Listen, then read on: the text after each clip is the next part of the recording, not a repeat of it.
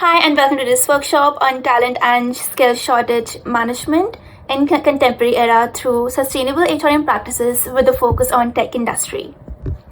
This workshop will be conducted by Xuan, Martin, Angel, Stina, and Ayashwini. We all have been witnessing how the tech industry is rapidly adopting new practices to sustain their business and growth for the future. First, to understand the role of sustainable HRM practices, this workshop will begin with a brief introduction on sustainable HRM practices, gradually shifting its focus on how and why these practices will assist organizations in practicing and also addressing talent and skill gap management issues. Sustainable HRM practices revolve around factors like social, economic, and environmental considerations to ensure long term success of organizations. Presently, the tech industry is experiencing highly volatile economic changes, technological advancement, and dynamic business environment. These changes are directly affecting employees' growth, turnover, and skill management issues. It becomes crucial for firms to understand the significance of finding right talent, continuous training or skill development, innovation, setting realistic performance goals, employee recognition, engagement, and well being incentives, since they will assist organizations to grow exponentially well by adopting these strategic practices to sustain uncertain economic, business, technological, environmental changes while also succeeding in people management. By adopting strategic sustainable talent and skill gap management practices, organizations can not only prepare its younger workforce for their job and organizational culture, but also ensure career advancement of its older or existing workforce in the rapidly changing tech industry. Organizations should start emphasizing on attracting and retaining talent based on their shared sustainable values and promote employer branding practices which clearly resonates firm and employees' shared vision to sustain business in a long term. The current sustainable talent and skill gap management scenario is fueled by AI, advanced technology, and green practices, which needs continuous monitoring to meet and reshape the workforce to bridge the skill gap in tech industry.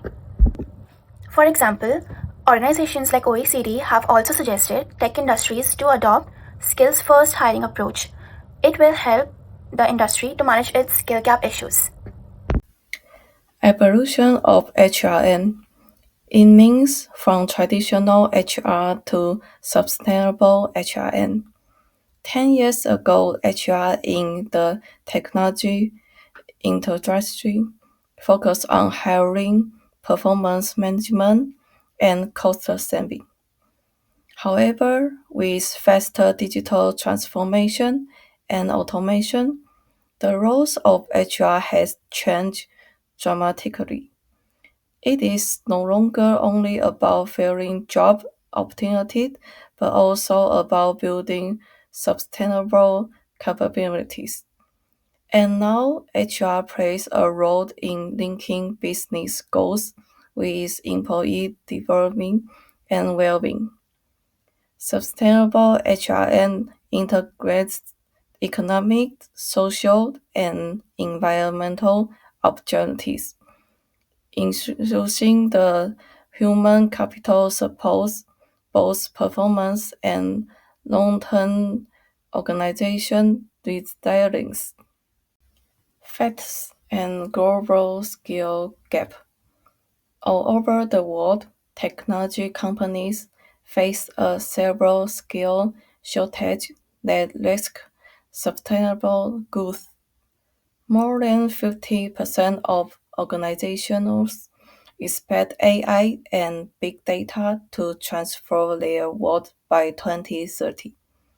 Yet only half have reskilling plans, and vacancies rates of up to 60% in advanced like AI, cloud computing, and cybersecurity. These facts show that the pace of technology is surpassing human skills. Future trends and sustainable direction. The future trends show that HR is moving toward skills based and inclusive practice. Industry needs continuous measurement of competence and feasible learning systems. Companies such as Google and IBM now focus on internal learning ecosystems and micro certification instead of degree-based hiring. Meanwhile, increasing talent development expands opportunity to contractors, women, and older workers. Those changes reflect a future where HR becomes a driver of social sustainability, creating workplaces that are responsive, inclusive, and innovative.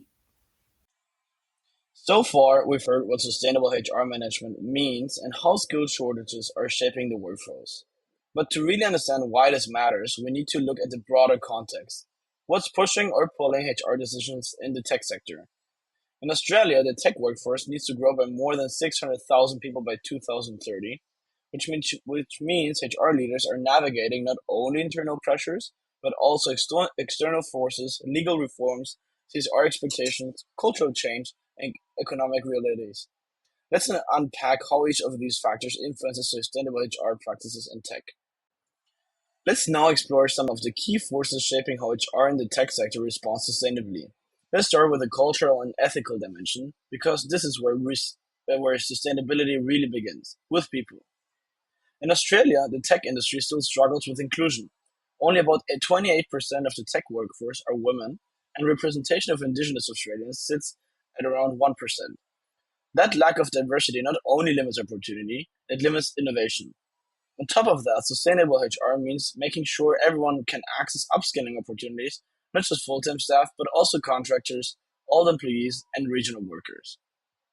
If we exclude these groups from learning and development, we risk deepening the digital divide. There's also growing ethical tension around automation and AI. As tech transforms jobs, HR leaders have responsibility to help workers reskill rather than be left behind. So culture and ethics shape sustainability by pushing us to build inclusive, fair, and future-ready workplaces. Moving on to the legal context, this is where government policy plays a big role. Australia's Jobs and Skills Act, Australia Act 2022, created a national agency that forecasts workforce needs and skill priorities. That means HR leaders in the tech now have a clear data to plan workforce development strategically. Similarly, the National Skills Agreement encourages collaboration between government, education, and industry to expand access to training and to create stronger learning pathways. Together, these laws and reforms reinforce the idea that upskilling isn't optional, it's a shared national responsibility. And finally, the CSR perspective, corporate social responsibility. Many tech companies now treat skill development as part of their sustainability and social impact strategy. For example, Microsoft's AI Skills Initiative aims to upskill 1 million Australians by 2026, while Atlassian's foundation has committed to preparing 10 million disadvantaged youth globally for the workforce of the future. These initiatives show that CSR has expanded beyond environmental goals. It's now about human sustainability, where investing in people's capabilities also strengthens society. So whether it's through culture, law, or CSR, all three of these factors work together to define how sustainable HR management operates in the tech industry today. Finally, let's look at the economic ripple effect. Why sustainable HR practices are not just good ethics, but smart economics. Right now, Australia's tech workforce includes about 935 people, and the goal is to reach 1.2 million by 2030. That's roughly 265 new jobs to be created, and when we include retirements and turnover, the country will need around 600,000 additional skilled workers this decade. This shortfall is already having real impacts. According to the Tech Council of Australia, many firms are delaying projects or outsourcing overseas because they can't find enough qualified talent, especially in software engineering, cloud, and cybersecurity. The result is lost productivity and slower innovation. But the opposite is also true. Companies that invest in continuous learning and internal mobility are seeing clear returns, lower turnover, stronger innovation, and high resilience. Jobs and Skills Australia estimates Closing the digital skills gap could add more than $25 billion dollars to Australia's GDP by 2035. So the takeaway is simple. Sustainable HR isn't just about fairness or compliance. It's about ensuring long-term economic sustainability by building the skills and capabilities that keep the tech sector and the national economy thriving. In other words, upskilling people isn't a cost. It's an investment in Australia's future competitiveness. Now let's discuss some of the implications of sustainability and skill shortage for HR practice. In the tech industry, skill gaps don't just come from a lack of training. They come from mismatches between what employees learn, what organizations need, and what education providers deliver. This means HR can no longer see talent management as something that happens only inside the organization. Instead, HR needs to play a much bigger role by building partnerships with universities, training institutions, and government bodies to align what's being taught with what the industry actually requires. By taking on this role, HR shifts from being just an internal function to becoming a strategic connector in the wider workforce ecosystem, helping to build a pipeline of skilled talent ready for jobs of the future. At the same time, the tech industry changes faster than almost any other sector, with new tools, platforms, and roles emerging every year. Because of that, HR can't rely on fixed or one-off training programs anymore. The focus now has to be on continuous learning and agility. That means creating learning cultures where employees are encouraged to adapt, experiment, and keep upgrading their skills. HR can support this by offering flexible and modular learning opportunities. This will help in keeping the workforce ready for change and ensures that the organization stays innovative and resilient in such a fast-paced environment. We're also seeing HR's role evolve from being mainly operational to becoming a key driver of sustainability and purpose within organizations. In the tech industry, which often struggles with burnout and high turnover, sustainable HRM practices are essential to maintaining both performance and well-being. Green HRM, for example, is not just about environmental responsibility. It's about creating workplaces that attract people who care about making a positive difference. Research shows that green recruitment and selection can inspire more proactive and motivated behavior among employees. This means HR shouldn't think of hiring as simply filling roles, but as shaping the culture and values of the organization from the very beginning. The effectiveness of these green HR practices also depends on understanding the people behind them. Employees have different personalities and levels of productivity, and this can influence how they respond to sustainability initiatives. Therefore, HR needs to start looking beyond traditional diversity factors and consider psychological and behavioral diversity too. By using data and insights about employee motivation, HR can design recruitment, performance, and development systems that bring out the best in people. In the tech industry, where innovation and creativity are essential, this shift towards cultivating a sustainability mindset can make a huge difference. In a broader sense, this all points to HR becoming a change leader, embedding sustainability not just in environmental policies, but in how organizations think, work, and grow. Green HRM isn't just an environmental initiative. It's a driver of innovation, employee engagement, and long-term success. As the global pressure for sustainability increases, HR's ability to connect environmental goals with people practices will become one of the key indicators of an organization's strength and credibility. Finally, sustainable HRM practices not only improve employee satisfaction, but also boost overall organizational performance. For HR, this means designing policies that go beyond short-term productivity targets. Instead, the goal should be to protect and enhance employees' long-term capacity to work, balancing performance with health and well-being. Burnout and digital fatigue are major issues in this industry, and they can't be seen as personal problems anymore. They are systemic outcomes of how work is designed. That's why HR needs to integrate well-being into business strategies and performance indicators. When well-being is treated as a strategic priority, not an optional extra, it leads to more engaged, productive, and sustainable workforce. Having explored what sustainable HRM means, how skill shortages are shaping the tech workforce, and why inclusive long-term strategies are vital, I'll now share the 5 key recommendations that translate these ideas into practical actions. These strategies aim to build a resilient, equitable, and future-ready tech workforce while aligning people practices with the broader sustainability goals. So the first recommendation is to take a strategic approach to workforce planning. Rather than reacting to vacancies, organizations should anticipate future capacity needs in areas such as AI ethics, green computing, and data security. Using predictive analytics and scenario planning allows HRM to forecast emerging roles, aligning them in training investments with ESG goals and reduce resilience on short-term hiring. For example, linking workforce data to sustainability metrics like internal mobility rates or diversity in digital roles ensures planning support both economic and social outcomes. This makes the workforce more adaptable and reduces the risk of reactive talent shortages. The second recommendation is to create integrated learning ecosystems that foster continuous development. So traditional one-off training programs cannot keep up with the technological change. HR can build digital learning platforms that combine AI-driven microlearning with peer-to-peer knowledge sharing and mentoring. So partnerships with both universities and coding bootcamps can ensure that what's being taught externally aligns with the industry needs. Equally important is inclusion. So learning opportunities should be flexible and accessible for women, mature age, and regional workers. This helps close the digital divide and supports the social dimension of sustainability.